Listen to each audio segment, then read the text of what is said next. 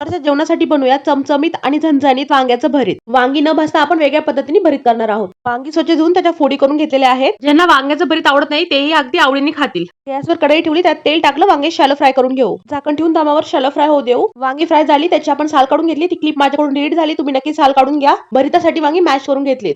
गॅसवर परत कढई ठेवली, त्याच्यामध्ये टाकलं तेल मध्ये टाकलं जिरं फ्राय झालं, त्यात टाकलं हिरवी मिरची लसणाचं वाटण, ते फ्राय करून घेतलं. टाकूयात बारीक चिरलेला कांदा आणि टमाटा फ्राय झालाय. कढीपत्ता फ्राय करून घेऊ. कढीपत्ता आधी फ्राय करून घ्यायचा, मी विसरले होते. शेंगदाणे फ्राय करून घेऊ. शेंगदाणे फ्राय झाले, टाकूयात हिरवी तिखट नसलेली मिरची.